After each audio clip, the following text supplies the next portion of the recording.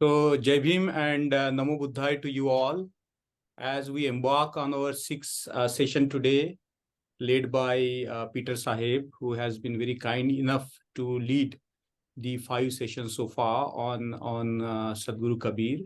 And I'm sure that all of us have learned a lot from the last 5 sessions of Sadhguru Kabir. And this is just to have an offering to our beloved brother Peter, who has been making efforts late in the night in Australia, and there is a time difference. It's very late for him, though it's very early for us, and he has been doing it so wonderfully. So, just to remind us of our great forefathers from Buddha onwards to Kabir, Baba Sahib, and to our teacher Peter Sahib, who has been very meticulously leading this session. So, we will begin this special evening tonight with a rendering of Bhakti Rasa.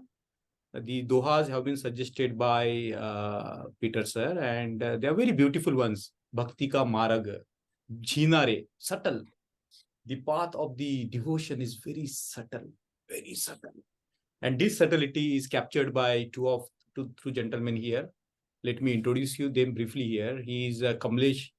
He's a Shailesh ji from Nagpur. He's a third generation violinist. He's a Buddhist and devoted to Kabir Da.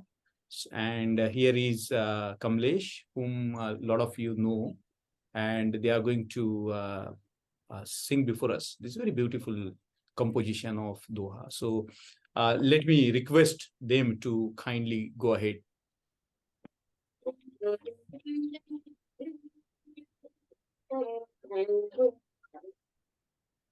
051900.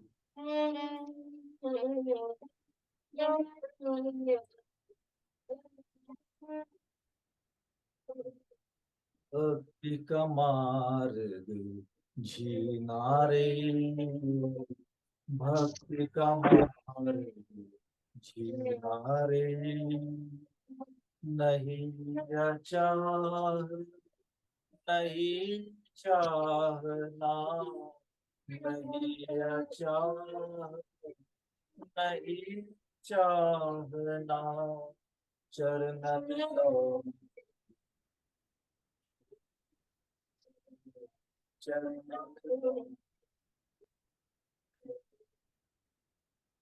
भक्ति का मार्ग झिनारे, भक्ति का मार्ग झिनारे, भक्ति का मार्ग झिनारे। साध के सत संग में, साध के सत संग में, रहे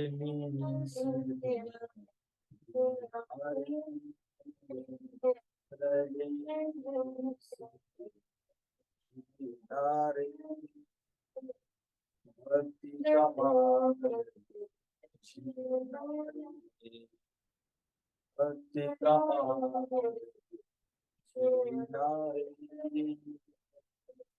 भक्ति का मार्ग झिनारे। शब्द में श्रुत ऐसे बसे, शब्द में श्रुत ऐसे बसे, जैसे जल रे, जैसे जल। भक्ति का मार्ग झिनारे, भक्ति का मार्ग झिनारे। मन मणि को यो तजे, मन मणि को यो तजे, जैसे के जैसे के भक्ति का मार्ग भक्ति का मार्ग झिनारे,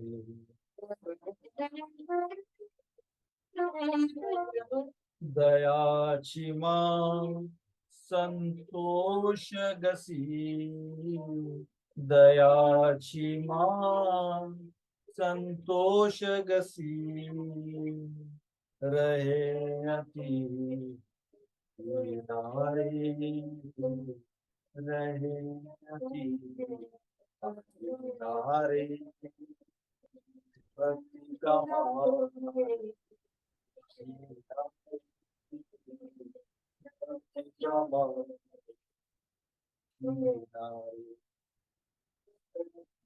परमार्थ में देत सीर, परमार्थ में देत सीर, कुछ विलंब नारे, कुछ विलंब नारे, भक्ति का मार्ग, भक्ति का मार्ग नारे। कहे कबीर मत भक्ति का, कहे कबीर मत भक्ति का, प्रगट कहो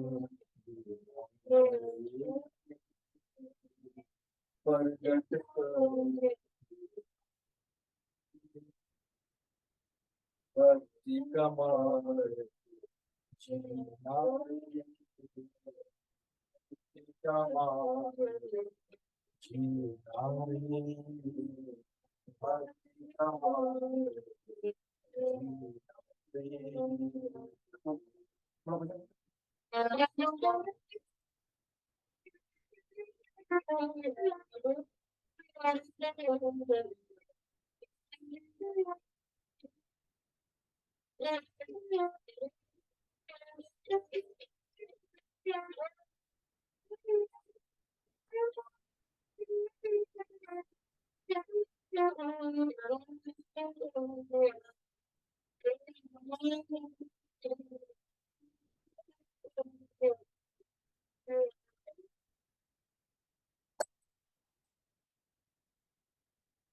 Beautiful, beautiful composition and beautiful, beautiful rendering.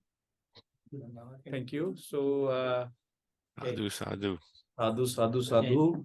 Jai Bhim to all. And I hope you all like this, because this has been a very special effort by our friends here. And we will begin our discussion today. Mm. So, thank you, Kamlesh ji, and once again, thank you, Shailesh ji, for having this beautiful beginning. And before, I don't want to take much time. I request Peter sir to begin his presentation. Thank you. And can I have screen sharing for a moment as well? Yes, definitely.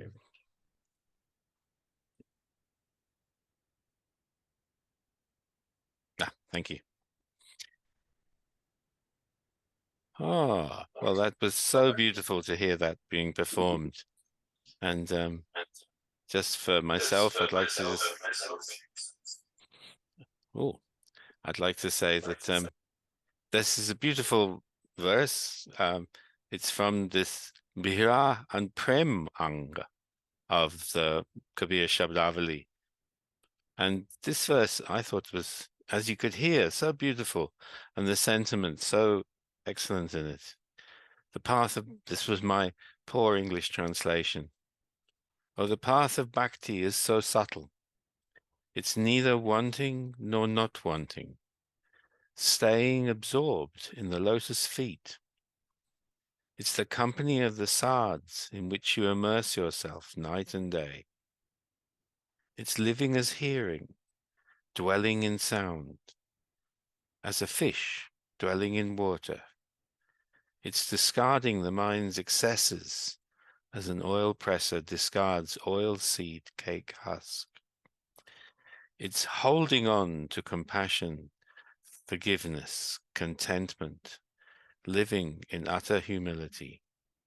It's losing your head for the supreme truth. And don't let there be any delay. Kabir says, this is the doctrine of bhakti, manifest in what I have proclaimed. So in these last 5 weeks, I've tried to talk about the ways in which we can understand the essence, the sar of Kabir's teachings, and also understand what he considers to be the kind of husk, that which we don't need.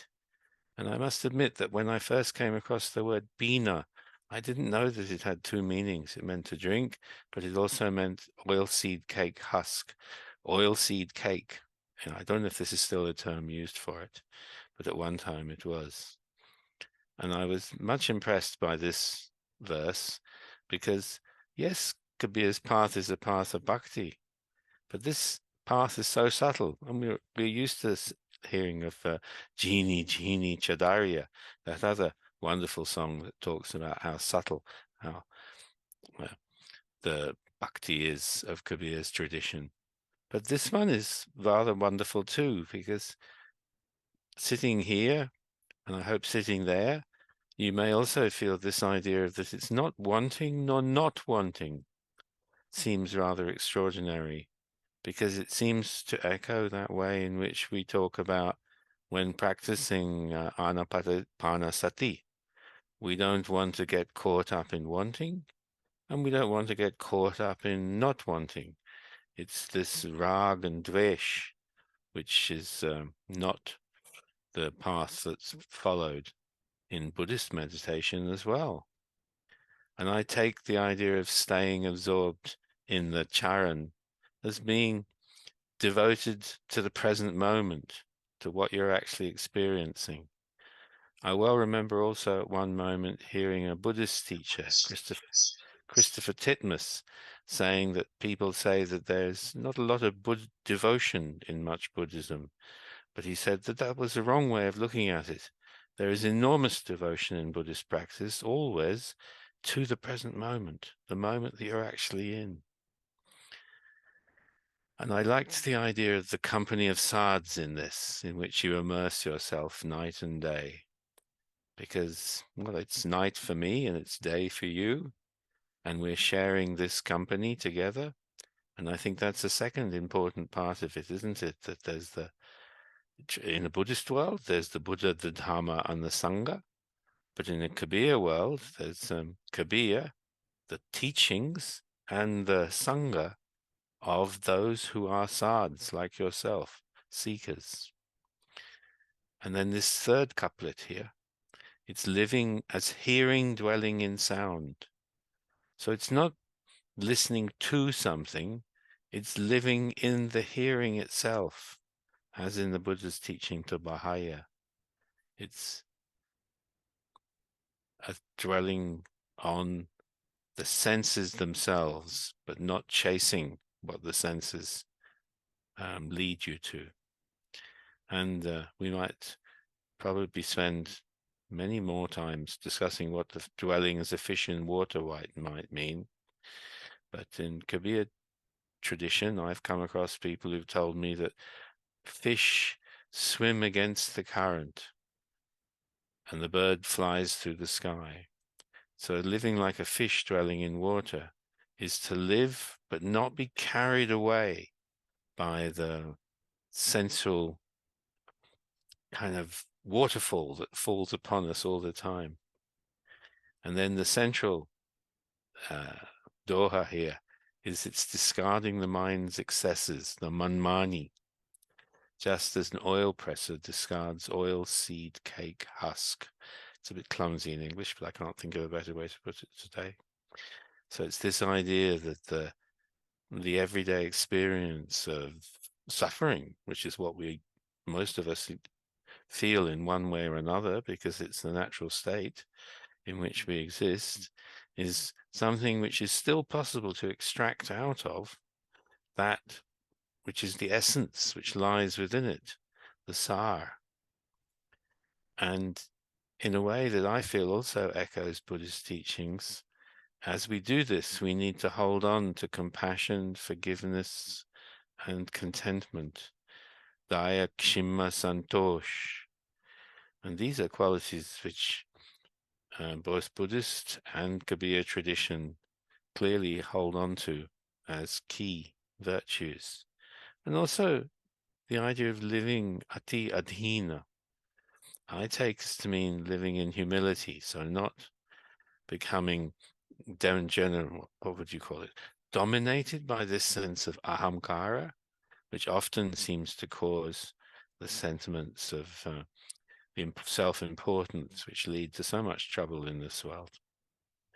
But it's losing your head, parimat medet sir, but for the supreme truth, rather than some personal passion, perhaps. And it's also the idea in this verse, so lovely put, of kucha bilambana kinare, of keeping this practice, not delaying, not saying I'll start it tomorrow, but actually living with it as a constant part of your practice. And that is why I think it's interesting to remember that Kabir says that this is the doctrine of bhakti, which he has expressed through his teachings. And I tend to read a lot of Kabir's teachings through the kind of ideas which are presented here. So today, what I hope that we'll do during the main session of this as well is that I'll have more of a conversation with Mangesh, and we wanted to have a look at a number of themes, and I'm going to say that some of the themes are Mangesh is going to talk about Ambedkar's views on Kabir, because talking with Mangesh, I've learned a lot about Ambedkar's ideas about Kabir and the role that Kabir played in his thought. And also, Mangesh has been doing some very interesting studies of thinking about the connections that are possible over the whole of the Buddhist tradition between Kabir's and the Sant's teachings and the earlier teachings of the Buddhist Siddhas. I was very interested to hear one day from Mangesh that the term Satguru even turns up in Buddhist works as well, because I'm fascinated by the role of the Satguru and how it can connect different things. But also in this world in which there is so much suffering, I also wanted to spend a few minutes today, starting just by talking about, as you can see, this is actually our second topic, but I'm going to jump straight into it if you don't mind, Mangesh. I think it's rather amazing to think how far we've got in the last 50, 60 years in understandings of Kabir. And I think for me, as somebody who came to Kabir, I was born in 1956. And although I didn't know it at the time, in 1957, a French scholar called Charlotte Vaudeville, who was studying in India, published a wonderful translation of the Kabir Granthavali, Doha, which was the first European language translation of them that really brought the essence of them out. It's in French. In the introduction, she says she finished composing it in Benares at that time, and she did it by talking with everybody there at the time. And that sort of set the scene for what happened afterwards. And I think also after the impact of Vaudeville's translation of Granthavali, the next kind of key moment in world understandings of Kabir came when Linda Hess collaborated with Shukdev Singh and produced a translation of the Bijak. There's the word "with" on the front of the screen here. We'll get rid of that at some point.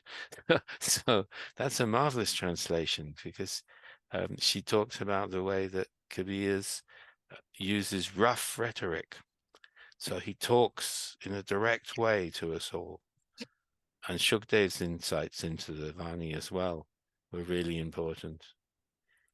And then my next kind of step in the development of this process of understandings of Kabir is to think about all the work that Winant Kalawat did, which led him to wander the dusty streets of North India for many years, from the late 1970s, I believe, onwards, collecting as many different manuscripts as he could by microfilming them, by filming them, photographing them.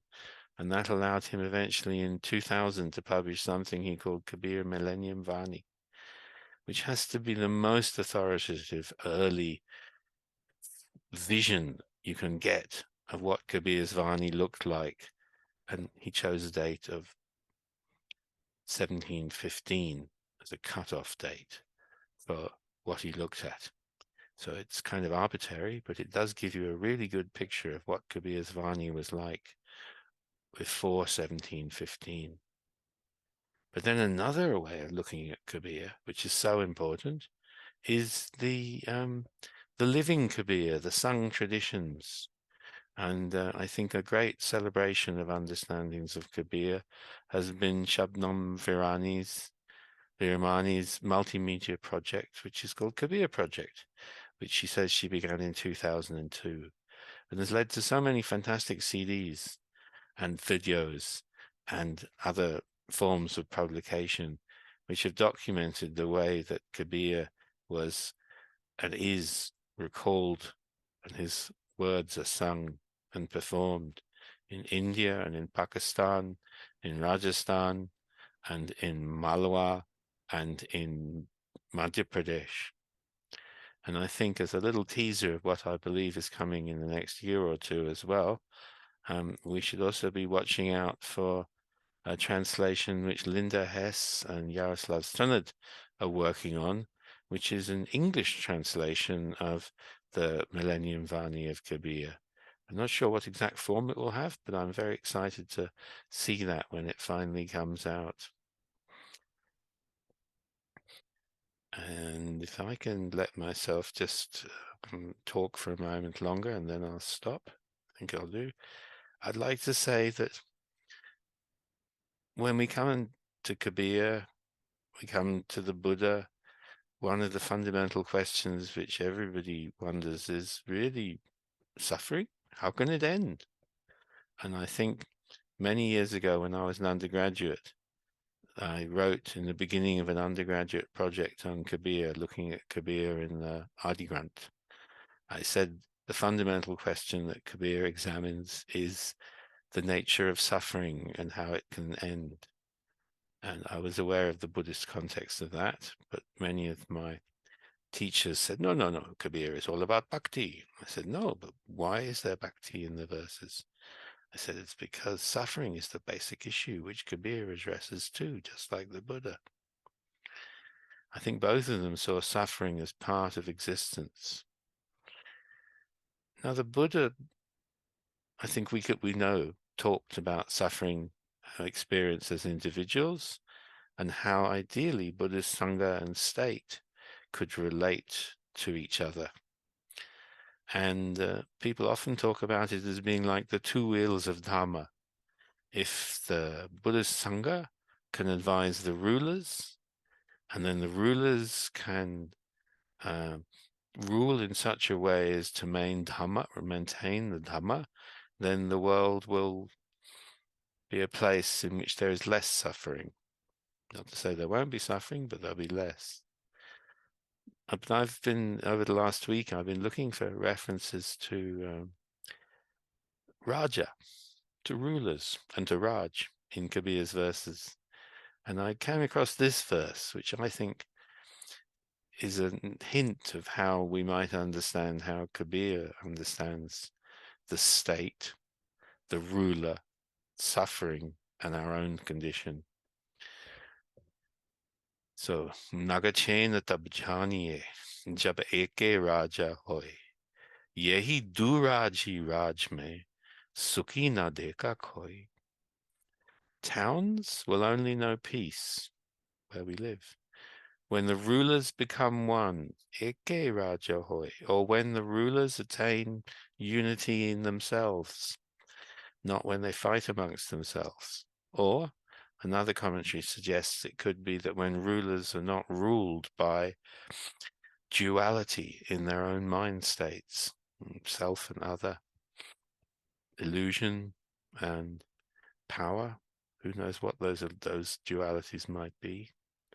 But as long as rulers' minds are dominated by this state of ill rule, ill government, then none can be seen to be happy.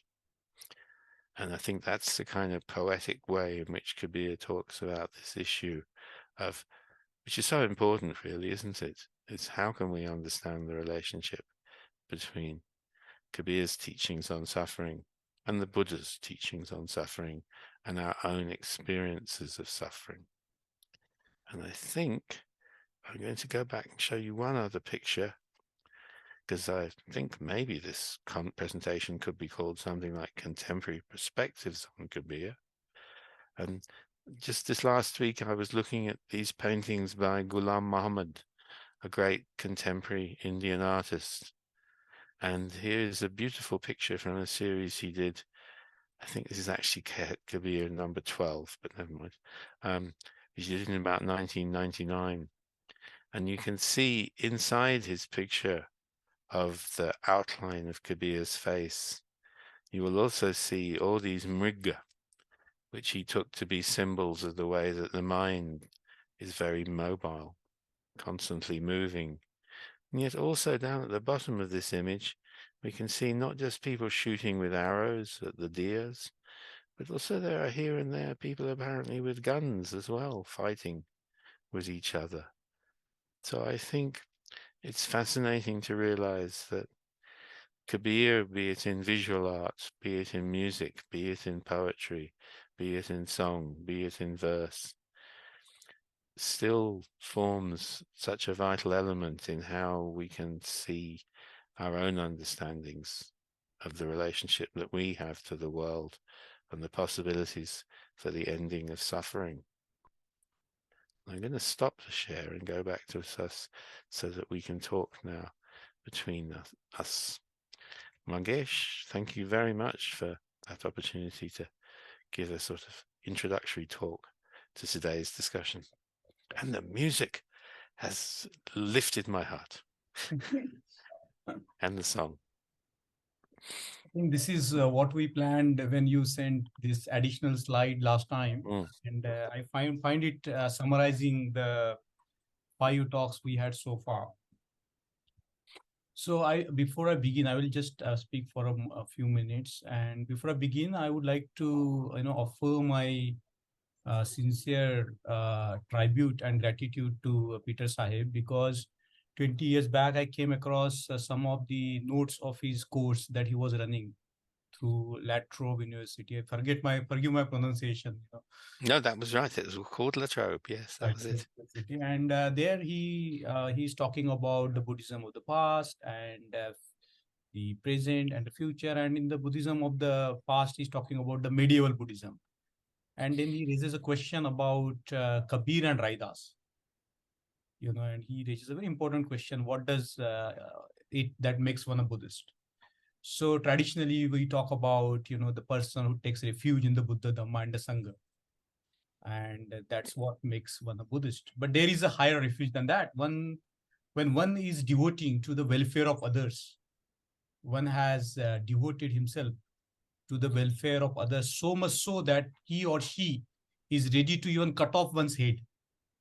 That kind of refuge in the compassion is the real refuge, as we know from, and that's the real refuge, that when we submit ourselves, not a good word, but when we submit ourselves in the service of others wholeheartedly without thinking about our own selves. And that, as Sadhguru Kabir says, that's the difficult but the shortest path to the truth. So I think this question that Peter raised about what makes one a Buddhist, and then he's talking in the context of Raidas and Kabir. So it really struck me that time, maybe 20 years back. And my association with Kabir ji is, of course, begins with Baba Saheb Ambedkar. But I remember a photograph like many years back in my mother's native place, in a small village, where they had, a photograph of Kabir. And we didn't know, that time you are a child, you don't know, what is it. And but that image, remains in your subconscious. So, whatever the popular sort of perception about Kabir goes, but Kabir was the part and parcel of the community for a long time. And if we look at sociologically, even among the so-called untouchables or so-called backward classes, Kabir was always there. And as we know the biography of Babasaheb Ambedkar, we know that his father was a Kabirpanthi, and he was suo moto converted to Kabir Pantha by his own argumentative skills, because he had this way of argumenting with, and many mahars that time had these strong fascinations for pothis and arguing on the spiritual points and so on and so forth. So when Baba Ambedkar said that Kabir is one of his three gurus, we have to think very carefully, because he was studied in the best of the universities with the best of the minds of the time. Imagine John Dewey, one of the prolific philosophers, the London School of Economics, all these great thinkers of the time. And a person of Baba Sahib holding two research degrees from the top class universities is saying that Kabir is my guru. So I think we have to think very carefully about Kabir as to what made him to say this. And we know later that in Bombay, in a public meeting, he said that Kabir has understood the essence of the Buddha's Dhamma. So how do we make sense of these pithy sentences? They are not random sentences. They are very, very important sentences. And we know that in the social movements like Satyashodhak Samaj, like Tukaram and what we say, Kabir has a very prominent role. They were looked at as some kind of a guide in their struggle. So I think what everything ties together when we think about Kabir as a kind of the in the historical chain. We cannot study Kabir Sahab or Sadhguru Kabir in isolation. We have to study the historical chain of what has happened. And a long time back, Gail, for example, was so fascinated with Kabir. She was considered to be one of the persons who analyzed everything analytically, and she came with a fascinating devotion to Kabir. You're writing the things like Begumpura, beginning the Buddhism in India, books like Buddhism in India with Begumpura, the vision of Begumpura. And it was, I would also, personally would say thank you to her, because when she was in Delhi with us, she was, she introduced us to Abida Parveen, which was kind of a fascinating entry into Kabir's teachings. So a few days back, Peter Sahib has given this trinity of the words like Sadguru and Satsanga. And of course, we can include Satadhamma, isn't it? Satya Dharma. And this trinity ties together, this phonological understanding is so important. So we can understand the Kabir's Buddhism by many means. And one of the ways by which we can understand Sadhguru Kabir's Buddhism is through phonology. Because I reckon that there are lots of words that we can easily map with the Buddhist hybrid Sanskrit, all the way going back to even Pali Buddhism. Because Pali was a vernacular language, and we know that this literature of the great saints existed in the vernacular language. Actually, they gave birth to these languages. If we look at Odia or Bengali or even Maithili, all those language experts are claiming that they owe their existence to the Doha tradition. Right, Peter, sir? You can certainly say this. It's very true that the first time we come to the modern Indian languages, it is often in Dohas. So we can find it in all of those languages, and we can't actually tell in my memory. Everybody from both Bengal and Bihar will tell you that something like Vidyapati's Dohas are the earliest Bangla, or the earliest Maithili, but obviously they can't be earliest both of them simultaneously. So Dohas are a place that we find the seeds of the growth of the new Indo-Aryan languages. Marathi, Gujarati, Bangla, Oriya, all of the languages which आजकल जो बोली जाती है हिंदुस्तान में वही है. And that takes us the deep rootedness of Kabir particularly in so-called Hindi-speaking belt, isn't it? His dohas have become the part and parcel of the language. Who haven't heard this? पोथी पढ़ जगमुहा, पंडित भया न कोई, ढाई आकर प्यार का, पढ़े सो पंडित होए. Who hasn't heard this in the Hindi belt? And there are a lot of words invented by these great people who have become the part and parcel of our tradition. So one of the ways, because Sir and I was discussing about how to make contextualize Kabir Sahab in the Buddhist situation. So one of the definite way by which we can do is through the study of phonology. What do you think, Peter, sir? I think this is an enormous element in which, so for instance, in my work, I've pointed out that we shall understand surati differently if we understand it in relation to smriti and in relation to sati. So there we have a term which we know from Sanskrit, smriti, meaning something like memory and recollection, if we want to translate it like that into English. But we know that by the time it was being used in Buddhist tradition, it becomes something with a specific Buddhist meaning, which means to be fully aware of yourself. The meaning of sati, which we all know of nowadays, which was first translated into English in about 1880 as being mindfulness.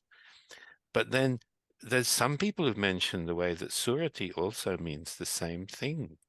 But others have said, no, surati just means something else, something else, something else.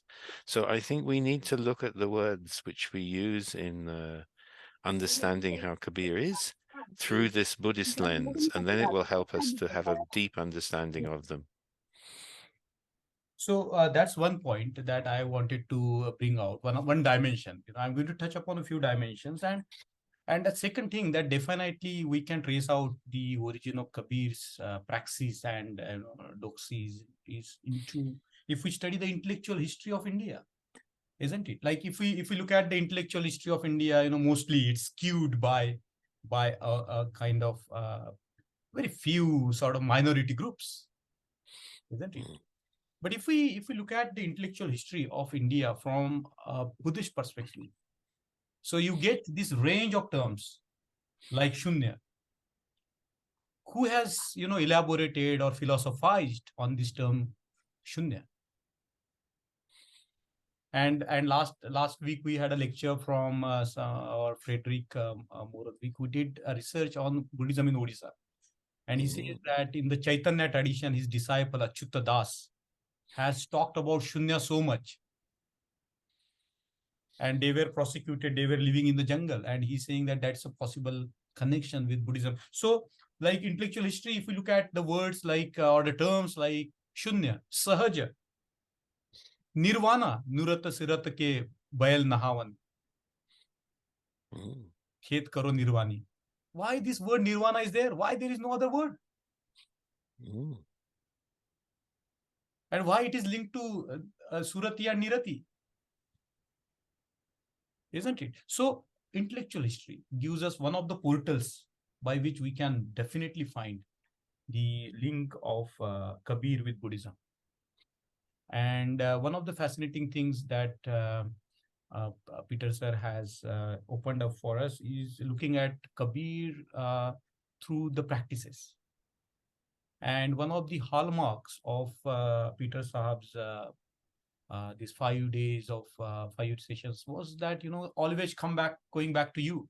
Ata Deepa Bhava, be your own light. And that's a very important theme in Buddhism. We cannot dependent on anybody for our mukti. It's not possible. Nobody is going to come and liberate us. Isn't it? And so what I found about what happened in the 5 sessions was one of the things that we can actually look at the Buddhist practices right from Anapanasati to Hatha Yoga in the Amrut Siddhi. Isn't it? Like Hatha Yoga, most of the times we think that it's Hindu in origin, but it's not so. Now the new research is saying that there are the manuals which were written by the Siddhas like Virupa, and they have their own spiritual practices, understanding of the Kaya, like Kaya Nupassana and Vedana, and we can map it. if you know a little bit of Pali Buddhism and these Hatha Yogic manuals, you can make a lot of connections there. What do you think, Peter, sir? I think there are many connections, and I think also it's good that people are doing research on this Amritakunda text.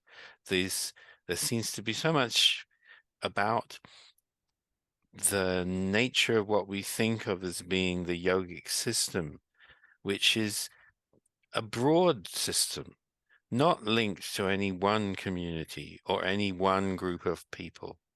But what seems to happen is that, to me, I believe that in India, in former times, or in South Asia in former times, there was a kind of public space in which the things which are now taken of possession of by particular groups existed for all people. I'd like to give another example of this as well as the one that Mangesh has just given, which is the Ganga River in Ravidas's work is so important and so integral to how he sings and what he talks about and to all the stories about him.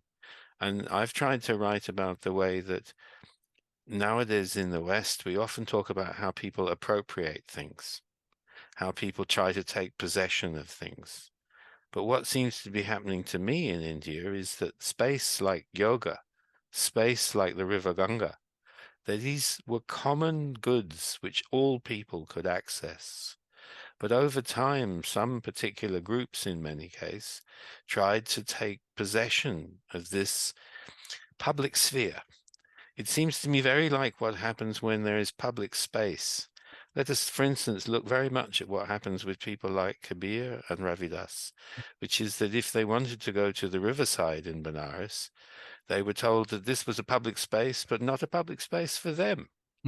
They should go to their own areas and not be going to this place. And you might remember from an earlier week, I told my own story about my first interactions with musicians from the Dom community in Madhya Pradesh, and how after I'd spent several days with them, people told me that my access to the public space of the village should now be restricted, and I should go and live outside the village as an antarcha because I had spent so much time eating food from the Dom community. Yes. So it seems to me that there is a notion that there should be something which is public, like veneration for Gangaji, like the practice of yoga. And yet so often in Indian tradition, you then find that some particular group will say that this is only for certain people. At the moment, I believe it might be somewhat controversial in India, but we might say, for instance, I've been reading that people have been disagreeing about the text of Ramcharitmanas and the references to whether people from all communities should be allowed to practice religious austerities. And I think this has led to people saying, oh, no, we must not be allowed to change a single part of the text. And other people saying, yes, but this part, Tulsi is rather notorious, isn't he? For what is the verse? I can't remember the Hindi for it at the moment, but it's, or at पशु नर नारी, something like that. वही. ये सब है ताड़न के अधिकारी. So this unfortunate kind of tactic, which appears in many places in South Asia, is to restrict access to what is really a public good. And I think if I take that back to the yoga, which was a very safe and sensible point to take it up from, this is also a key feature of it. Yoga is clearly a common possession of different groups in India. It shouldn't be thought of as being originally this or originally that. Kabir's yoga is something different from Hatha yoga as practiced by the Nath Siddhas, and it's different from the yoga practiced within the Vajrayana traditions. And it's different from the yoga which might be practiced nowadays in Hatha yoga, kind of quasi sort of bodybuilding cults kind of yoga, where yoga has become something completely divorced from its roots as part of a spiritual practice. And we also see this internationally as well, with some people taking things like Buddhist mindfulness and saying, let us take Buddhist mindfulness, but strip it of its context within Buddhism, that mindfulness will allow you to realize the nature of the tilakshana, that things are subject to suffering, they have no self-nature, and they are impermanent. And they said, no, we will just use mindfulness as a meditation method, which benefits people's well-being, but doesn't help them to actually see anything about the fundamental problem of suffering that they actually face. So I'm not saying that it's just in India that people appropriate things. I'm saying that everywhere around the world, it's a continuous process by which people seek to limit access. I believe there's also been a thing where, this is not directly Kabir, I admit, but it's interesting, isn't it? That a certain teacher of yoga, the teacher of Vikram yoga, was attempting to copyright yoga to himself. True. So nobody else could use it. And at that point, I believe quite sensibly, this was maybe 20 years ago or so, the Indian government said, no, let us have open source yoga. And that could exist so that everybody can continue to have access to yoga, because we cannot have people copywriting yoga as their own personal possession. But that's the kind of thing that happens all the time.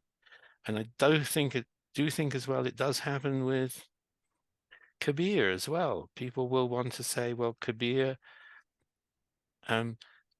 supports my own position on something. And I mean, I'm probably guilty of this in a way too, by saying I can see the Buddhist side of Kabir. But I'm not saying that that's the only side of Kabir that exists. But what I do see is that this has been a concern amongst Kabir Panthis since at least the late 19th century, because Yugalananda Bihari, when he was writing about why he was trying to create versions of Kabir that seemed proper to him, said it was because people from different interest groups were trying to take possession of the Vani and were trying to put things into it which supported their very own local concerns. Mostly in this case, it was things like that my monastery was more important than your monastery and things like this. So this has been an ongoing process. So I suppose, Mangesh, a little bit like you were saying, we need to see the ongoing intellectual history of India. But as Baba Sahib said, and as Gail Onved has sort of modernly written about in the current era as well, we need to see that there's a sort of history of the ways in which this struggle to keep the public good available to everybody is constantly having to respond to groups trying to take possession of something which everybody should have access to. Very, very nicely put up this point. And I was just talking about practices in terms of, one of the areas where people can go into, like as you have gone in terms of the Anapanasati and taking from the Kabir's verses and really, parallelly mapping them. I think there is a scope for, people have been writing about what is called Kabir teaching Sahaja Yoga. And people are talking about, Buddhist yoga, as clear his book, Buddhist yoga, where he talks about, and of course, Saraha talks about bringing together the compassion and wisdom, and latter iconographic presentation. Yeah, we won't go into that. But the point that I would like to make here is that through the practices that are prevalent in the Buddhist traditions and the Kabirian traditions, that can be one of the areas through which we can definitely try to find some of the connections. The third area, and that is often neglected by the academia and so-called mainstream thing, is the archaeology of the medieval India. And as there are a lot of now textual references in the Pothis. One of the paintings that Peter sir brought last time is of Kanupa and Gorakhnath, I think. And Kanupa was definitely a Bodhisattva, and the milieu of the time was not that that region was completely devoid of Buddhism, isn't it? Buddhism was around. If it was not institutionally there, it was there. It was in the air, as it were, because we know that as Peter sir has also brought out Buddha Nath, traveling all over the places and talking about the Buddhist existing in Odisha, in Bengal. And why not in Bihar? That time there were no definite boundaries like Bihar and Odisha. So I think archaeology offers one of the ways by which we can definitely find out about. And of course, Banaras is a situation which is not, you cannot, as Peter sir was saying, owned by one particular sect. It is a public. Ganga has been always, the line on which everything in the ancient India was built. Like Ashokan Empire was built around Ganges, and Ganga has a very special place all the time. So I think that's another area by which we can come to that.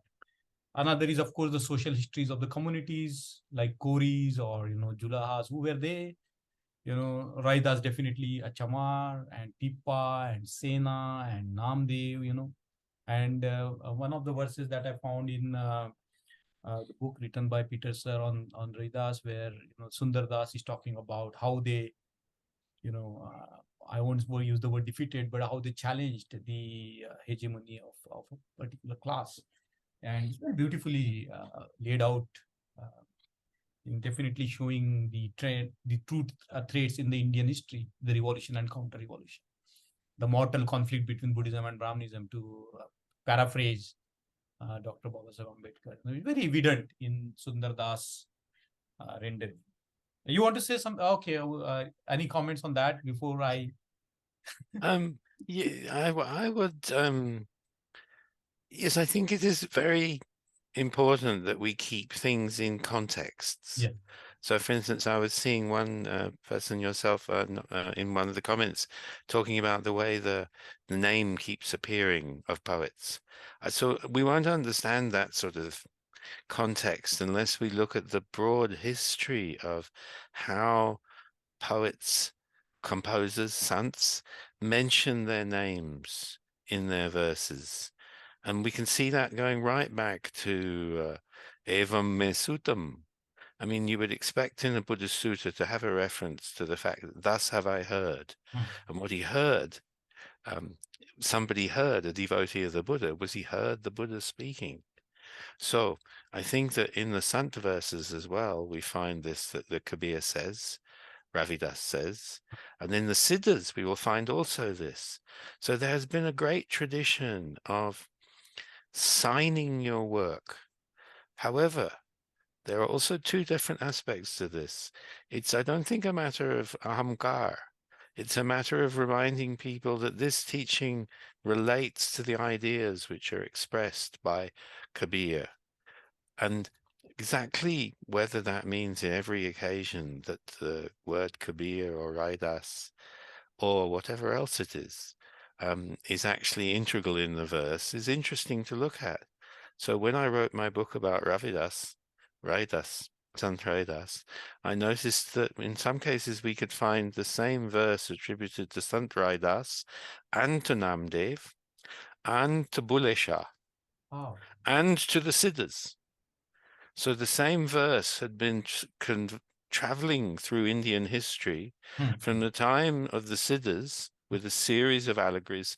It's one of those verses where it talks about the way that if bathing caused you to attain liberation, well, then wouldn't fish be liberated? If living in the forest naked made you liberated, then wouldn't deer be liberated? If plucking hair made you liberated, well, then wouldn't a eunuch be liberated? And the same series of allegories occurs in the Buddhist Siddhas, in Kabir, and in some cases you'll find similar things in Ravidas. So this idea about the author and authority, Jack Hawley called it, is very important. And I think in some cases, certainly people must have said, well, because... So we will continue with what Peter sir has been exploring. Peter sir? Good. So I think this particular aspect of, the same motifs and same metaphors and symbols which are found in the literature of the saints. For example, as Peter sir was talking about, on the line of the great Buddhist philosopher Dharmakirti, who says that if bathing in Ganges will purify you, then the frogs and the fish would have already been attaining to heaven. So, you see the same motifs and metaphors which are reflected in the so-called Buddhist literature also coming into So one of the ways by which we can look at, it's a very it's a very complex exercise, but to do the analysis of the metaphors like Kehal Sutale Aya Gadariya. This is a very famous Jataka tale of, lion's child, a cub is brought in the company of, Yes. isn't it? And lion comes and he shows him that you are the lion, and that's how, the cub of the lion is free. That's why the Buddha comes and shows us who we are really. So, And please, Peter. I was just going to say that there is also a Kabir verse which uses this direct analogy as well. Yeah. So it's a famous Buddhist analogy which also appears directly in Kabir too. And it might also be, I don't know if it's appropriate, but I would like to sort of end up a little bit as well by talking about that we can see in so from more than 20 years or so, I've looked at the history of Buddhism and its relationship with politics. And one of the things that struck me reading from different people writing about this was that, yes, we have this model of the two wheels of Dhamma. But if you also look in the Buddhist suttas, you have a model of, as you find in the Aganya Sutta, that first of all, as the world develops, you end up with a situation which needs somebody who is the great elect, the Mahasamat, the one who everybody agrees will help to sort out the problems and make sure that you don't steal your neighbor's fields all the time and things like that, so marking boundaries. But at the same time, in Chakravarti Sihanada Sutta, you have a different model for how the state and the Buddhist tradition or Dharma should relate to each other. That somebody may appear who is born with auspicious marks on their body. And so it's a kind of like by birth, somebody becomes possible to be a leader of the state. Of course, he can also choose to become a Buddha in the Buddhist tradition as well. So you have two different models for the state, a democratic state or a centralized state. But Ian Harris, who was a great scholar, or is a great scholar still, of Buddhism and politics, pointed out that if you looked in Jatak tales, there was a third model, which is that if, and it's often told through sort of stories about fishes and birds and things like this, that if the people of a state could see that the king was not the right king and was not upholding the Dhamma, and that the world was not functioning properly, that it was legitimate for the Praja to remove the ruler from the state. So he argued that there were three Buddhist models of the state. And I think that that's very interesting to think about, this conflicting pattern in Indian and probably world tradition, but I think in Indian tradition, let's just stick for it at the moment, South Asian tradition, which is the idea that you can have a democratic model, you can have an autocratic model, and you can also have a model whereby change may need to come through the actions of people. Yes. It's a very interesting set of three alternatives. Does it occur in Kabir? Not at all, that I can see. I find Kabir as puzzled by the actions of rulers as he is puzzled by the actions of everybody. And there's another text which is sometimes called the first Hindi autobiography, Ardha Katanak, which was a story written by Banarasi Das Jain, no relation to the author, to the publishers, a man from Agra who lived during the time of Akbar. And I don't know the exact words because I can't remember them today. But at some point he said something like, you might as well try to understand the actions of a ruler as you might try to understand why natural disasters occur. A hurricane comes, or a storm, or a flood, or something like that. So clearly during Kabir's era, people were quite puzzled by the behavior of rulers. And maybe Banarasi Das Jain's view was one of them, that it was just beyond understanding how the rulers behaved and why they behaved like they did.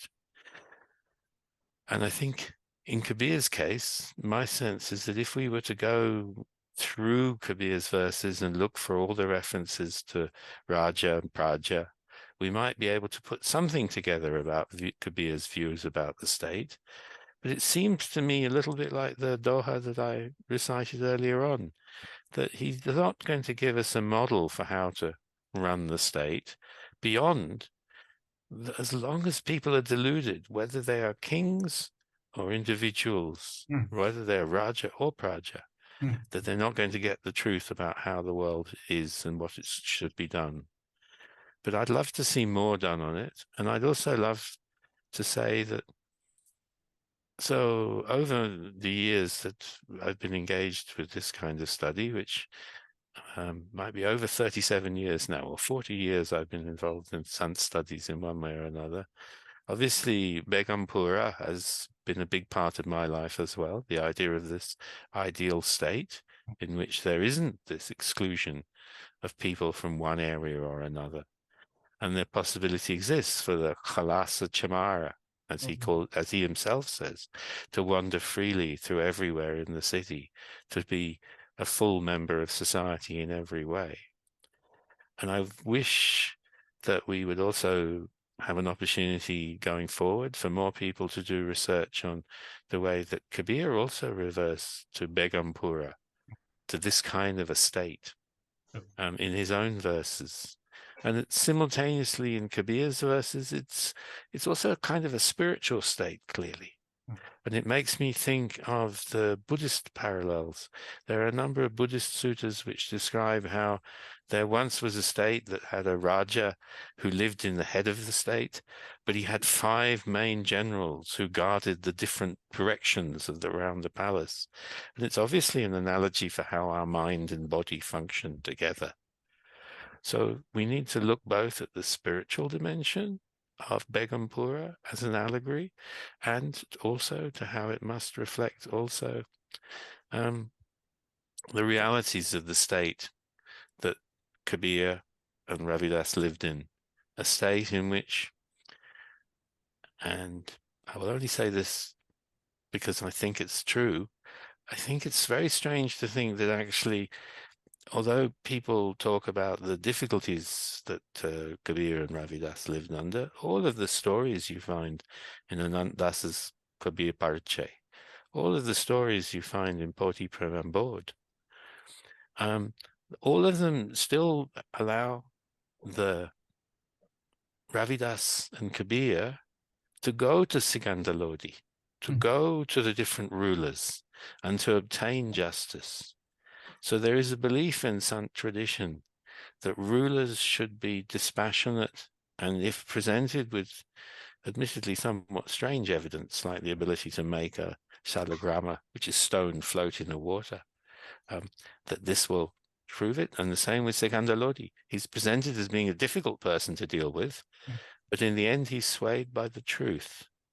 So I think there is some element of a political teaching in the Vani of Kabir and Ravidas, which is that the listener, the ruler who listens to truth, is the ruler who has the ability to be a righteous ruler and uphold the Dhamma.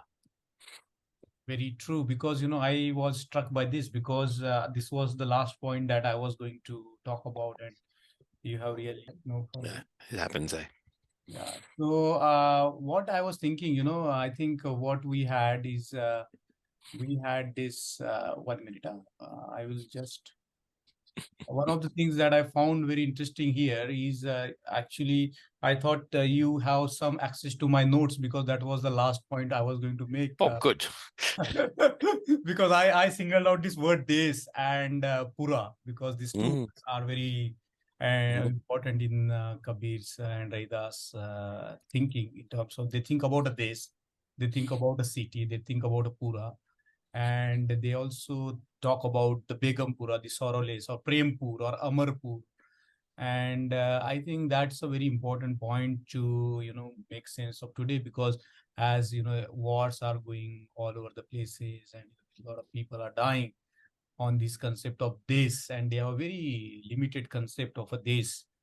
And that takes me to the point of Indian Constitution, which is not based on any territorial claim and not any claim on any religion, and it's not the constitution which is promoting a particular religion or a particular territory, but rather in our preamble, we have these beautiful words like, equality, liberty, fraternity, dignity of the individual, and of course, the integrity of the community. So I would think that if we look at, this continuous tradition of India becoming a republic on 1950 and taking the values as the base of the foundation of the republic, not the religion or a territory. I think it's an achievement in itself, and that has shown the resilience of the Indian nation, as it were. So many castes and so many religions, but so many languages spoken in this country, but some kind of unity. So I think the vision that has been touched upon by these great beings, and what Peter sir was citing about, Raidas कहे खलास चमारा जो हम सहरी, so myth hamara, Mm, isn't it? So who is my friend, so mm, if you do away with your individualistic identity or your ego, and then you can be friend everywhere. It has no boundary of race, religion, caste, language. And I think this view, I think even the conception of a Begumpura or a Sukhavati or a Dhammarajya or Ashokan politics, isn't it? The way Ashokan was using the Dhamma as a foundation of his politics and created the first biggest empire in the world. I don't know whether we should call it empire, because that will be a debatable thing. But of course, the first welfare state. Talking about setting up the hospitals for the animals and human beings. Roads and whatnot. So I think this particular point of Begum Days, Begumpura, and is so relevant today when we look at the parochial and national ethnic nationalism that is being fed into our minds and causing so much of a suffering all over the places, all over mm, the world. And so रहना नहीं देश विदाना है, even if this however hard we try to cling to our caste, our gender, our ideologies, we cannot stay here forever. But there is a desh which is mm, beyond all these distinctions. mm. We can touch here and now, realizing our own humanity very deeply and the humanity of others very deeply. So I think Kabir has a definite message, not just for us, but for all the people. So, the word Dr. Babasaheb Ambedkar didn't just talk about peace. You find hardly this word peace in his writings and speeches, but there is a word that features in his writing, that is just peace. Mm, That peace is not possible without justice. We cannot live on the animal plane of existence. We are talking about, maintaining the society on that level where it's living on the basis of instincts. So, we have to rise up, and without justice, there can never be a peace. Not possible. mm, So he talks about the context of the World War II. He says that unless you assure the people, the masses you are fighting against as a nation, that there will be a justice after the end of the war, they cannot be convinced to your side, isn't it? So the justice has been a very important concept in ensuring the peace. No justice, no peace. As simple as that. So, I will just give the baton back to Peter sir to reflect on this before we end our exploration. So, the baton back to you, Peter sir. Thank you so much. Well, I think it's interesting to think of this word justice in this way as well, because it does relate to this idea of truth. And I think Kabir's teachings are always founded in this notion of what is sat, what is true. And it's clearly what is not true, as in the verse I started with, this genie path, the Bhakti ka marga jina hai re. So we mustn't get confused, Kabir is saying, about identifying what is not this essence as being the genuine thing that we need. But what we do find in the Sar is going to be the truth. And the truth will, whether it's to do with how we govern our own body, we must, practice in a way that is truthful in what we do within ourselves. And it seems that we also, Kabir would be saying, apparently, We need to practice in such a way that we can keep the company of those who are sadhs. And he does say those. Well, I think I might have started this set of speeches with a bit about his talking about critics, nindak. Yes. So yes, nindaks need also to be recognized, but he doesn't say that, nindaks should be removed. Nindaks should not be destroyed. Nindaks should be kept near to you, he says. I think in the Doha I said there as quotes are recited to you, because then you can recognize what can also make everybody stronger if you can understand the nature of the truth. So my final thought on it for this session is that the Satguru is a very important part of Kabir's teachings. And the Satguru is somebody or something or some part of us which is an expression of this notion of the true teachings and the true nature of reality. And in such a context, I think that this should be understood as possible applications to the kind of questions that people raised over the last couple of weeks as well, which is that, yes, Kabir is a critic of Pakhandi religious practices, but he's also, in a sense, a critic of injustice as well in society, because all people are born the same way, as he says. We're all of one blood. And so as we're all of one blood, we are all of the one. And so with that, I'd like to say thank you very much, Mangesh, for organizing this series of talks or making it possible for them to happen. It's been fascinating for me as well to hear from the voices of everybody who's made comments during these weeks, and also spoken in the sessions, and Jayashri and Kamlesh and Santosh today as well, for giving us such a beautiful voice for the Kabir tradition. And you might know, I will say one more thing.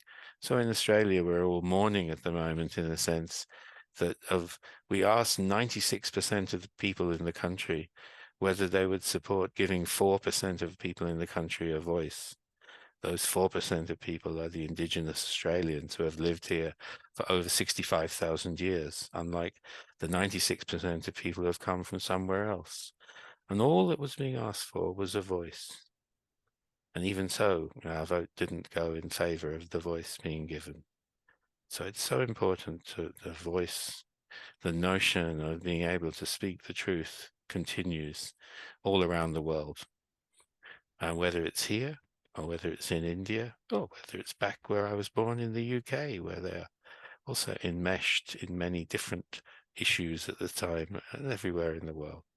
So let us hope that Kabir's voice can be one which, I think the verse, the Bhakti Kamag Jina Re, ended with the phrase Mat Bhakti Keh Diya. I mean, in modern Hindi it would be, is the teaching which I have given.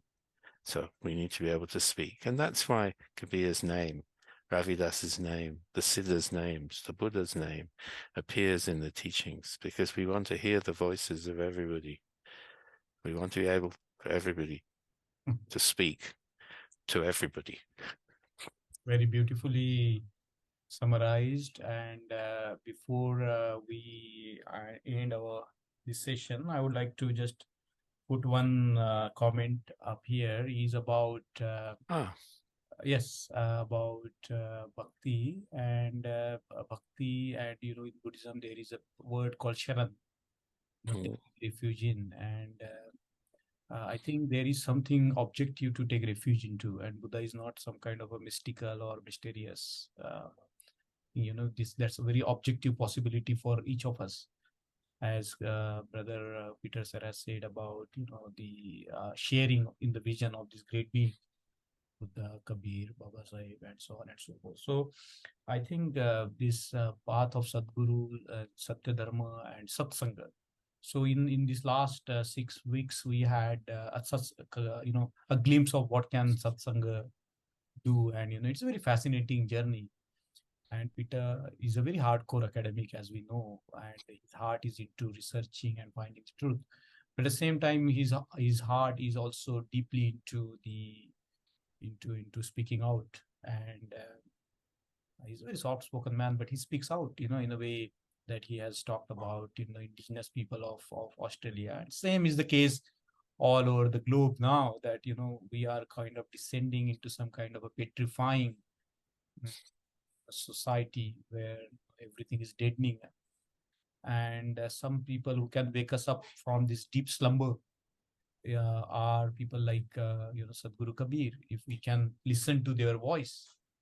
And listening is a very important way of practicing, isn't it? So I think I feel extremely grateful to Peter sir for having taken his time off from his busy schedule. And the 6 talks, I have recorded all the talks, and they will be there forever, so long as the digital technology remains. And they will continue to inspire more people, will add more to that. Maybe they will criticize, but it's okay. But I think together we have done our job to have these 6 satsanga together. And I would like to thank you, Peter Sahib, for this wonderful opportunity that has been created together. Sahaja, and all Jai Shri and all everybody, Kamlesh, all the people have been so, and I can tell you that a lot of people are watching this, because I can see the YouTube this thing, and people are watching it. People are listening. So go on. So thank you so much. And before we end, as always, let Peter Sahib has last words to offer on this. And I request him to find time to conduct in the future 6 lectures on Raidas. And that will be beautiful, because I'm sure that there are more audience waiting for the course of Vedas. So, thank you so much. Last word to Peter sir. My last words will be, yes, I'd love to be able to do some more things in the future. There may be a bit of a gap, but I'm hoping I can do some more. I was always so impressed by this idea of the Kabir's teaching that Bunda Samane Saga me, Jhane Sab Koi. Saga Samane Bunda me, Jhane Birla Koi. Wow. So it's so important that we realize that in each and every one of us, the whole universe is present in one way or another. We shouldn't think of ourselves as separate from this vast ocean. And also, therefore, in the same way that Ravidas' teachings were, that we should be very mindful that each of us contains the divine in an equal amount. So each of us contains the whole universe. That's such a beautiful teaching. And it's such an essential teaching of Kabir as well. We've touched upon it. We may have sung it in the first week or so, that particular doha, but that is a doha which shows the depths of Kabir's teachings. Thank you all for taking part. And thank you all for all of your comments. And thank you so much for Mangesh's abilities to make all of this happen. Jai Bhim. I'm happy to do it. Jai Bhim, Peter sir, and see you in the next series of classes. Okay. Definitely. I shall keep you to.